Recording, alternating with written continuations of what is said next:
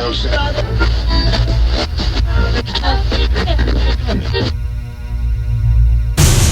Hilts from the Dead South. Welcome to Australia. Good to have you here. Oh, great to be here. You've got a bit of sunshine too, I see, as you're holidaying up in Newcastle. That's right. Yeah, it's a beautiful day. So let's talk about the Dead South. You began the band with Danny. I guess you were in a short-lived grunge band prior to this. What was the catalyst from going from that into bluegrass? Punk slash bluegrass.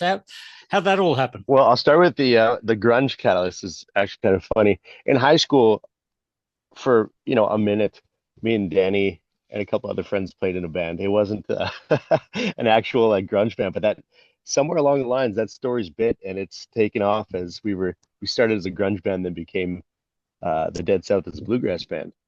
But then the segue over to the Dead South is actually started with Colton, our banjo player, and he was friends with my roommates at the time. And I was just really getting into this newgrass movement, listening to bands like Trampled by Turtles and Old Crow Medicine Show, The Devil Makes Three, bands like that. And we met for 5 seconds. We started chatting because he was there to jam with my other buddies, and he was listening to what I was listening to. And we just started talking, and that was kind of the formation of, or the idea of like, hey, we should maybe start a band together. And how it's kind of the punk, metal, bluegrass mixture that we have. It's the idea was kind of to start a new wave group bluegrass band, but we all come from these backgrounds of punk, metal, folk, classical. So that's kind of what gave us this natural sound of what we have. And yeah, it's kind of a happy little mistake. So in 2012, when this was all getting underway, to go from basically a rock band with guitars into a bluegrass band, there is a difference in instruments there. How familiar were you with the changeover of instruments needed to be a bluegrass band? Not at all, besides knowing what they were and how they sound, how to play them. Colton had, when I met Colton, he had just gotten a banjo maybe 6 months prior. So he was just kind of learning how to play that, which makes a lot of sense. The way that he's, especially in the early stuff, the way he was playing the banjo, he's playing with like a metal style almost. And then we put the mandolin in Scott's hand when he joined the band, and he's like, "What is this thing?" Like, well, that's a mandolin. He said, "Well, what am I supposed to do with it?" We're like, well, you're going to learn how to play it, kind of thing. So it was a lot of learning and developing our own kind of style and technique while understanding where they come from and what they're meant for. And very much an indie band when you first started off as well with the EP, The Ocean Went Mad, and we were to blame being sold at the gigs. That is somewhat of an ethos of what a lot of indie rock bands do. There's a bit of a crossover there. I mean, we didn't know what we were doing. That's the thing. It was the first, like I was saying to you earlier, I was kind of in a high school band for a minute, but we didn't do anything. We played a couple of gigs at school. So when it came time to actually do this thing where you're a band, we didn't know what we were doing. So that's just what kind of naturally came out of us, write some songs, record it, and you know, not really looking for a sound, just being yourselves. There was a lot of just rawness to it, which was great.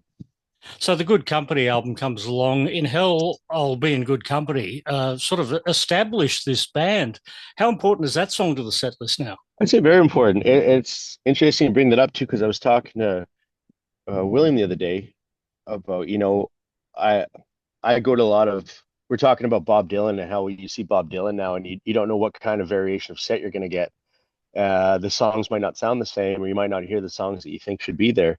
And I was like, it'd be kind of liberating to not play some songs sometimes. But I mean, it's, you never know whose first time it is seeing you, and if they're into you for that song or any song, especially when it's well established like that, it's fun. It's still fun to play, I guess, at the end of the day, which is important. The set list is a fairly good representation of each of the albums that have been released since then.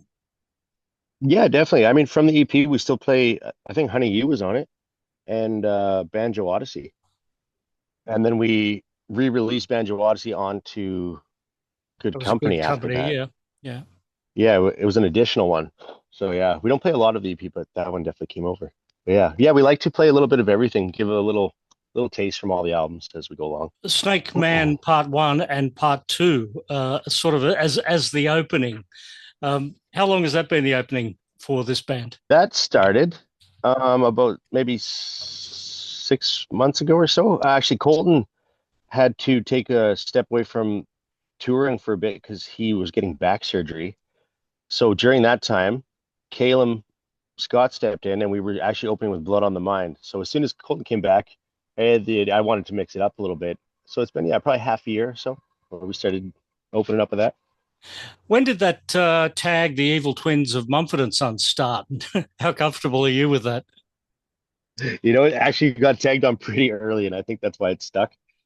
I mean, how comfortable? It's kind of it's whatever. Like Mumford and Sons, they were also one of those new wave bluegrass kind of folky bands at the time that were doing a lot of good stuff and really bringing bluegrass to new people who've never even heard the term bluegrass or what it could be. So being their Evil Twins is just kind of a funny thing, and it's great, I guess. The band has a look, the white t-shirts, the black trousers, suspenders. But when you look out into the audience, are you constantly amazed that the audience dress like the band when they come to see the shows? Always. Actually, what's even better than that is a lot of times, especially in the early days, we go out for a bite to eat or a beer before the show, and there would be fellas dressed up like us. And then there'd be people wanting to take pictures with them, thinking that they're us, and we're sitting right beside them, and no one even knows that we're the band. So it's always quite funny. Yeah. I think the blue singlet could be a good look for the Australian shows. Oh yeah, that'd be excellent. Over the years, the band's incorporated, a lot of the instrumentation of bluegrass.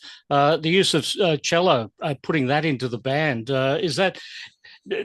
does it become a burden in touring that you've got all of these additional instruments that you have to take around the world now? Actually, no, because the cello, it's smaller than a double bass, which is great, and it's actually lighter than a banjo, way lighter than a banjo.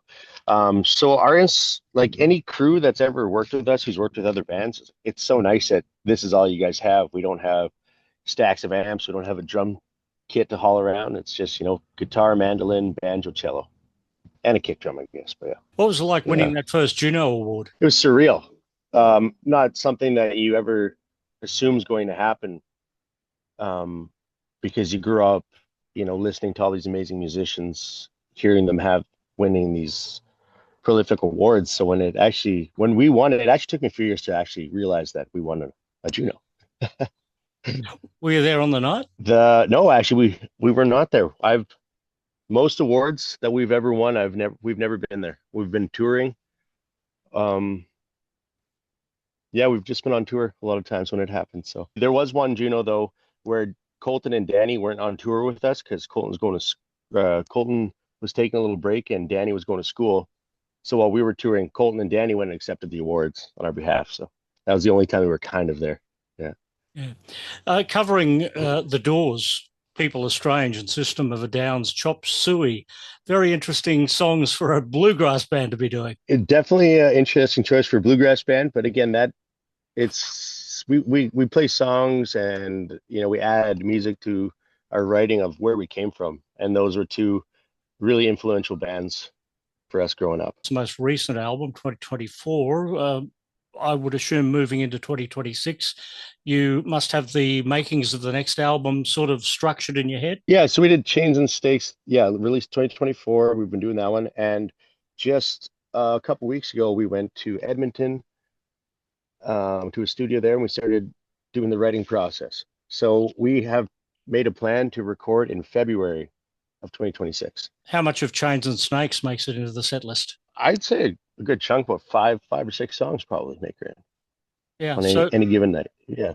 So you made this album to be performed live? Well, we kind of make every album to be performed live. We don't want to do anything on an album that we can't do live. Yeah. Yeah, just looking down the list, just a recent set list, just before we got to Australia, 20 Mile Jump, Son of Ambrose, Yours to Keep. What else have we got there from the album? Father John. Oh, no. Yeah, Father John's in there. A Little Devil. Little Devil. What else? What else can I find? Clemency and Completely Sweetly. So that's actually quite a good chunk. Yeah, and sometimes Tiny Wooden Box will interchange with Little Devil as well. So Yeah. yeah, you get a good taste. How will that compare with the Australian set list then? It'll be very similar. We're kind of on the last leg of the year, so we're kind of playing a lot of the bulk of what we've been doing for the year. Excellent Same, stuff. same one. Well, it Yeah. shows a good time of the year to get down to Australia. At least we've got a bit of sunshine at the moment. So, you know, Perth, I believe, has got good weather. So when you arrive there tomorrow, you'll be doing okay. Meantime, enjoy the Newcastle beaches and go and check out the houses of Silverchair, where they grew up. Okay. Will do. Perfect stuff, Nate. Great to talk to you here at Noise 11. You too. Thanks so much.